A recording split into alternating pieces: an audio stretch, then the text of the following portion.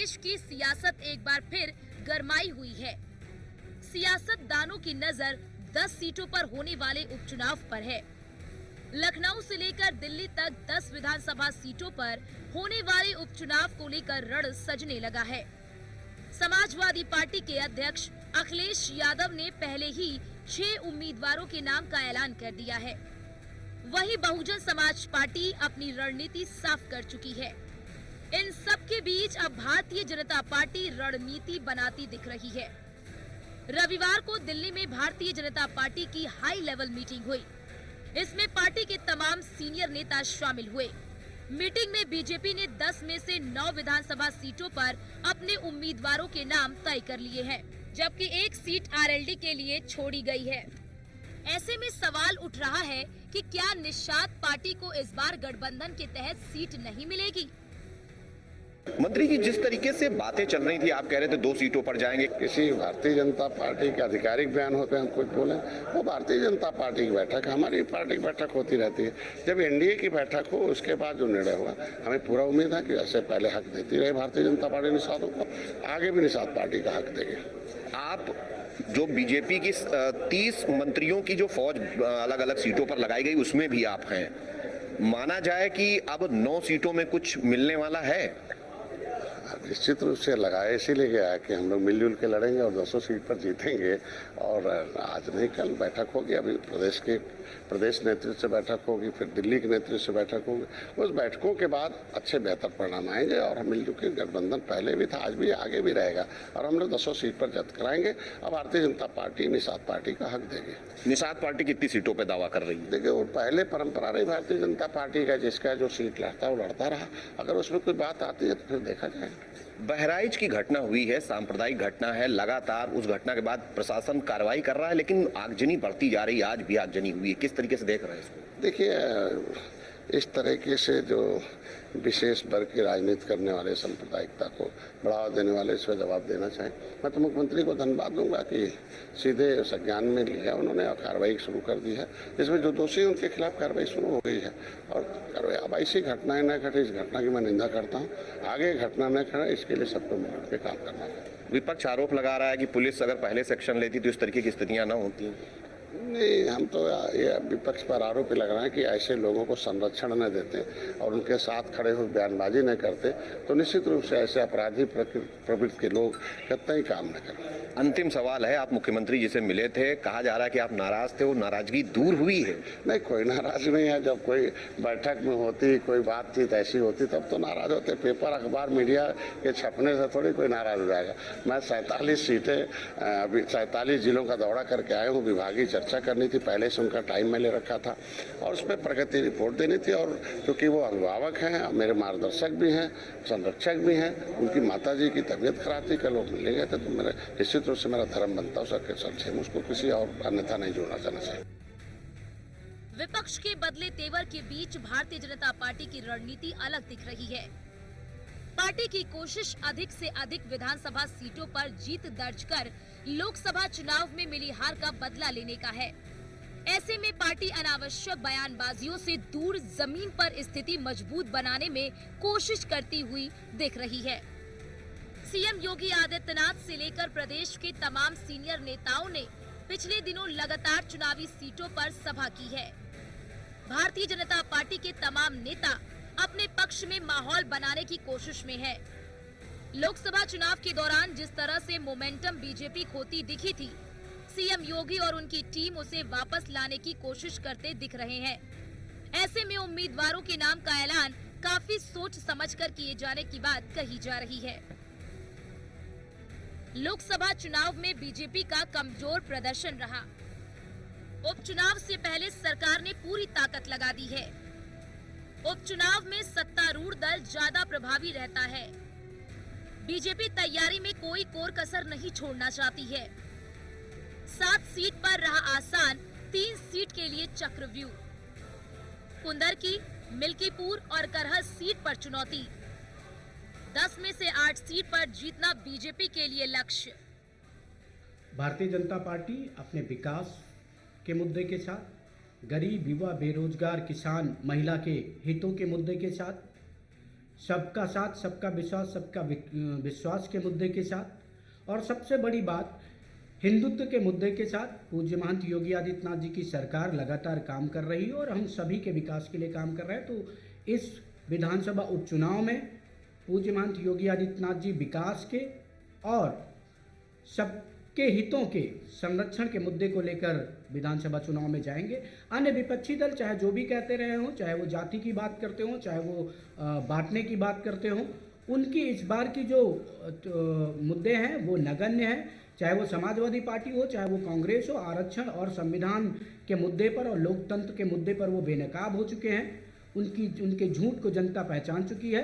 इस बार उनकी झूठ की जो आइडियोलॉजी है, उनकी जो काट की हांडी है झूठ की, वो नहीं चढ़ने वाली। भारतीय जनता पार्टी पूज्य महंत योगी आदित्यनाथ जी के नेतृत्व में विकास के और सबका समेकित लक्ष्यों के पूरा करने के मुद्दे के साथ विधानसभा उपचुनाव में जाएगा। राष्ट्रीय लोकदल एनडीए का हिस्सा है। उत्तर प्रदेश में 10 सीटों पर उपचुनाव है। इसी के तहत माननीय जयंत चौधरी जी से भारतीय जनता पार्टी के प्रदेश अध्यक्ष भूपेंद्र चौधरी जी उनके दिल्ली कार्यालय में मुलाकात करने पहुंचे। यह एक शिष्टाचार मुलाकात थी। इसमें गठबंधन के तहत हम कैसे उपचुनाव के अंदर उतरेंगे, क्या हमारी स्ट्रैटेजी होगी, क्या हमारी नीतियां होंगी, और जो विपक्ष के द्वारा निरंतर एक भ्रम फैलाया जा रहा है कि जनता उसके साथ है, उसको भ्रम को कैसे दूर किया जाएगा। हमारा उद्देश्य है एनडीए 10 की 10 सीटें कहीं ना कहीं इस गठबंधन के तहत जीत के आए, ताकि विपक्ष जो निरंतर नकारात्मक राजनीति करने का काम कर रहा है उसको मुंहतोड़ जवाब दिया जा सके। जिस तरीके से हरियाणा में वो धराशायी हुआ है, वैसे ही इस 10 सीटों के उपचुनाव में भी विपक्ष पूरी तरीके से धराशायी होगा। राष्ट्रीय लोकदल 10 सीटों पे एनडीए के लिए मेहनत कर रहा है और हमारा उद्देश्य भी है कि एनडीए 10 सीटें जीत के आए। मीरापुर सीट राष्ट्रीय लोकदल की सीट रही है, वहां से हमारे विधायक चंदन चौहान जी सांसद बन के सदन में गए हैं, इसलिए मीरापुर पे राष्ट्रीय लोकदल का सिंबल ही चुनाव लड़ेगा। हरियाणा विधानसभा चुनाव में बीजेपी ने अपने प्रदर्शन से तमाम चुनावी पंडितों को चौंका दिया है। विपक्ष इंडिया गठबंधन के जरिए जिस तरह से लोकसभा चुनाव में बीजेपी को एक दशक बाद पूर्ण बहुमत हासिल करने से रोक दिया था, हरियाणा में भी दावा सरकार बनाने का था। बीजेपी ने जमीनी स्तर पर काम किया। विपक्ष के बनाए गए जातीय समीकरण को तोड़ते हुए पार्टी ने ऐतिहासिक प्रदर्शन किया। हरियाणा की जीत ने यूपी में भी बीजेपी कार्यकर्ताओं को बड़ा बूस्ट दिया है।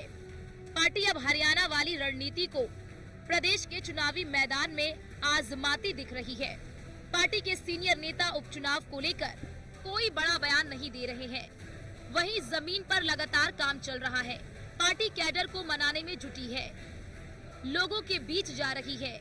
ऐसे में उम्मीद फिर से पकड़ बनाने की है। वहीं यूपी उपचुनाव की घोषणा से पहले ही विपक्ष अपनी अलग रणनीति के साथ काम करता दिख रहा है। सपा ने अपने उम्मीदवारों के नाम का ऐलान कर लोगों के बीच के कंफ्यूजन को दूर कर दिया है। हालांकि सपा ने राजनीतिक घरानों से ताल्लुक रखने वाले चेहरों पर दाव खेला है। सपा के उम्मीदवार मुलायम परिवार के तेज प्रताप, अवधेश के बेटे अजीत को टिकट, लालजी वर्मा की पत्नी को टिकट, रमेश बिंद की बेटी ज्योति बिंद को टिकट, इरफान सोलंकी की पत्नी पर दाव। कांग्रेस गठबंधन धर्म का पालन कर रही है, वो मिलकर चुनाव लड़ेगी। बाकी तैयारी हमारी 10 सीटों पर है। हमारा संविधान बचाओ संकल्प सम्मेलन लगभग सीटों पर हो रहे हैं। हमारी बूथ लेवल एजेंट्स बन रहे हैं, लीड बीएलएस बन रहे हैं। तैयारी हमारी पूरी है। बाकी जैसा आदेश उच्च नेतृत्व का होगा वैसा काम किया जाएगा। देखिए, उत्तर प्रदेश का जो विधानसभा के उपचुनाव होने वाले हैं वो लगभग मान के चलिए कि सभी पार्टियों की जो प्रतिष्ठा है वो मुझे लगता है कहीं ना कहीं दांव पे लगी है। इसलिए कह रहा हूँ क्योंकि अभी जो लोकसभा के चुनाव हुए थे उसमें बड़ी बात कही गई थी समाजवादी पार्टी की तरफ से कि पीडीए का मुद्दा उनका काम किया और उसी के आधार पर उनको 37 सीटें आई। भारतीय जनता पार्टी के लोगों का कहना है कि ये एक भ्रम का जाल, भ्रम का भूत खड़ा करके जो है आरक्षण और संविधान के नाम पर धोखे से जो है वो समाजवादी पार्टी जो है, अखिलेश यादव की पार्टी जो है वो उसको सीटें मिल गई हैं। लेकिन अब जो ये 10 विधानसभा के उपचुनाव होने वाले हैं ये तय करेंगे कि वास्तव में वो सीटें जो है भारतीय जनता पार्टी की कमियों से चली गई थी या फिर समाजवादी पार्टी की जो उनके मुद्दे थे, पीडीए की बात थी, वास्तव में उसमें दम था। तो कहीं ना कहीं इस बार दोनों पार्टियों के बीच में डायरेक्ट घमासान होने वाला है। कांग्रेस पार्टी मुझे लगता है कि जो गठबंधन की सरकार थी अभी उनका जो गठबंधन की साथ में थे वो गठबंधन अभी नहीं वो रखना चाहेंगे समाजवादी पार्टी। और इधर भारतीय जनता पार्टी भी 10 सीटों पर जो है वो अधिक से अधिक सीटों पर जो है खुद ही हाथ जो है वो आजमाना चाहती है, क्योंकि इसके जो परिणाम है वो बहुत ज़्यादा जो आने वाले चुनाव में, जैसे अभी महाराष्ट्र का चुनाव है, दिल्ली का चुनाव है, झारखंड का चुनाव, उसमें प्रभाव डालेंगे। बसपा सुप्रीमो मायावती ने सीधे तौर पर अब चुनाव में किसी भी दल के साथ गठबंधन से साफ तौर पर इनकार कर दिया है। दरअसल हरियाणा चुनाव में बसपा ने इंडियन नेशनल लोकदल जैसी क्षेत्रीय पार्टी के साथ गठबंधन किया था। पार्टी को क्षेत्रीय दल से गठबंधन का कोई लाभ नहीं मिला। ऐसे में पार्टी अब जनता के बीच अपनी पूरी ताकत के साथ उतरने की तैयारी में है। उत्तर प्रदेश में होने वाले उपचुनाव को लेकर सभी पार्टियों ने अपनी रणनीति अब पूरी कर ली है।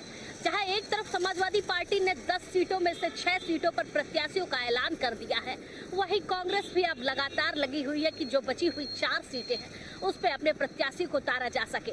वहीं बात करी जाए अगर बीजेपी की, तो बीजेपी ने भी अपनी रणनीति को बना लिया है। वहीं देखा जा सकता है कि जिस तरह से बीजेपी ने आने वाले दिनों में बैठकें करने के बाद उन सभी 10 सीटों पर अपनी रणनीति बनाने की कोशिश की कि आखिर किस तरीके से कितने प्रत्याशियों को उतारा जाए और साथ ही साथ जो दल उनके साथ सहयोगी हैं उनको कितनी सीटें दी जा सकती है, क्योंकि 10 सीटें उपचुनाव है और बीजेपी अपनी के लिए जानी जाती है और जिस तरह से रणनीति उनकी रहती है उसको लेकर चुनाव में बेहतर प्रदर्शन हो सके। क्योंकि जिस तरीके से का चुनाव रहा उसको देखते हुए अब उपचुनाव में कैसे जीत हासिल की जा सकती है उसको लेकर बीजेपी एक समन्वय स्थापित करेंगे, क्योंकि उनके साथ सहयोगी दल भी है जिसमें कई सहयोगी दल अपने अपने जगह जगह पर सीटें की मांग कर रहे हैं, जिसको लेकर एक पूरी रणनीति, पूरी प्री प्लानिंग हो चुकी है बीजेपी की। और आने वाले दिनों में ये देखा जा रहा है कि 10 सीटों पर बीजेपी भी प्रत्याशी उतारेंगे, क्योंकि आने वाले दिनों में जिस तरीके से चुनाव के दिन नजदीक आ रहे हैं उसमें देखा जा रहा है कि सभी पार्टियों की जो रणनीति है चुनाव में